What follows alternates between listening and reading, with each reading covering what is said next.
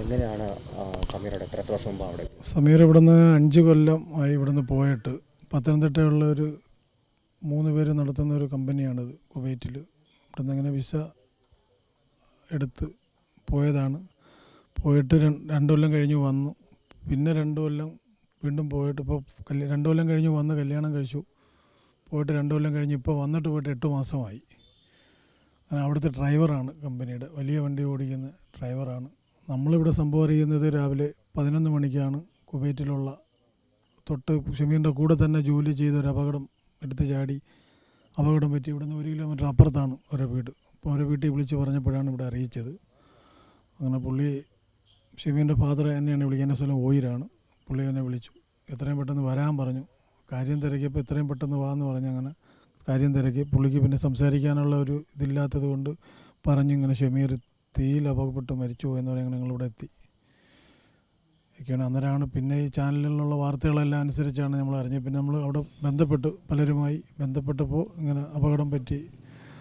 ആദ്യത്തെ ഒരു ഹോസ്പിറ്റലിൽ കൊണ്ട് ചെല്ലുന്നത് വരെയും മരണപ്പെട്ടില്ലായിരുന്നു. അവിടെ ചെന്നതിന് ശേഷമാണ് മരണപ്പെട്ടത്. അത് പിന്നെ അവിടുത്തെ ഗവൺമെൻറ് ഹോസ്പിറ്റലിലേക്ക് ബോഡി മാറ്റിയിരിക്കുമെന്നാണ് നമ്മൾ അറിവ്. ഔദ്യോഗികമായി നമ്മളെ ഇതുവരെ അറിയിച്ചിട്ടില്ല.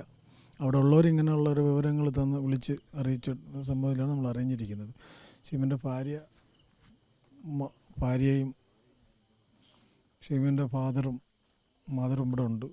അവർ 2 പേരും, ഭാര്യയും മദറും അറിഞ്ഞിട്ടില്ല. അവർ ആശുപത്രിയിൽ ICU എന്നുള്ളവരിലാണ്, ഔദ്യോഗികമായി അറിഞ്ഞിട്ടില്ല. പിന്നെ എല്ലാം ഈ നാടും മൊത്തവും ദുഃഖത്തിൽ ഇങ്ങനെ പോണ്ടിരിക്കുകയാണ്. സർക്കാരിൻ്റെ ഭാഗത്തുനിന്ന് ഗവൺമെൻറ് നാളെ മറ്റന്നാൾ മിനിസ്റ്റർ വരുമെന്നാണ് പറഞ്ഞിരിക്കുന്നത്. ധനകാര്യമന്ത്രി രാജ്പാൽ വരുമെന്നാണ് പറഞ്ഞിരിക്കുന്നത്. ഇവിടെ നമ്മളെ അറിയിച്ചിട്ടുണ്ടായിരുന്നു. അങ്ങനെ പിന്നെ അല്ല വേറെ ഡൽഹിയിൽ നിന്ന് പിന്നെ കൊടുക്കുന്ന സുരേഷ് വിളിച്ച് സംഭവം അറിഞ്ഞെന്ന് പറഞ്ഞിട്ടുണ്ടായിരുന്നു. സംസാരിച്ചു, ഫോണിൽ തന്നെ നമ്മളായിട്ട് സംസാരിച്ചു. എല്ലാ കാര്യങ്ങളും അവിടെ നീക്കുന്നുണ്ട്.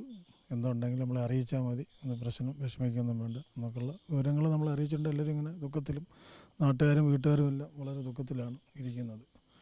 എത്രയും പെട്ടെന്ന് അതിൻ്റെ ഒരു മിനിസ്റ്റർ ലെവലിൽ അതിൽ ബന്ധപ്പെട്ട് എത്രയും പെട്ടെന്ന് ബോഡി നമുക്ക് നാട്ടിലെത്തിക്കാനുള്ളൊരു സന്ദർഭം ഗവൺമെൻറ് ഭാഗത്ത്, കേന്ദ്രത്തിൻ്റെ ആയാലും കേരളത്തിൻ്റെ ഭാഗത്തു നിന്നായാലും ബന്ധപ്പെട്ട് എത്രയും പെട്ടെന്ന് നമ്മളതിന് ആ ബോഡി നമ്മളെ നാട്ടിൽ എത്തിക്കണമെന്നുള്ള അഭ്യർത്ഥനയാണ് നമ്മുടെ ഭാഗത്തു നിന്നുണ്ടാകുന്നുള്ളത്. അല്ല, അത് ഇപ്പോഴും ഒരു 1 മണിക്കൂറിനും വിളിച്ചിട്ട് പറഞ്ഞ് പൂർണ്ണമായും അവിടെ നിന്ന് ഒഴിപ്പിച്ചിട്ടുണ്ട്. ഈ സംഭവം നടന്ന സ്ഥലത്ത് അവിടുത്തെ മിനിസ്റ്ററൊക്കെ വന്ന് കണ്ടു. ഇപ്പം ഗവൺമെൻറ്റിൻ്റെ അണ്ടറിലാണത്. എല്ലാവരെയും ഒഴിപ്പിച്ചു. ഇനി അവിടെ ബോഡികളോ മറ്റു ആളുകളോ ഇല്ല എന്നുള്ളത് സ്ഥിരീകരിച്ചിട്ടുണ്ട്. അവിടെ അത് സീൽ ചെയ്തിട്ടുണ്ടെന്നാണ് നമ്മൾ അറിവ്. അവിടെ നിൽക്കുന്നവർ ഇങ്ങനെ വിളിച്ച് പറഞ്ഞിരിക്കുന്നത്, അങ്ങനെ അറിഞ്ഞിരിക്കുന്നത്.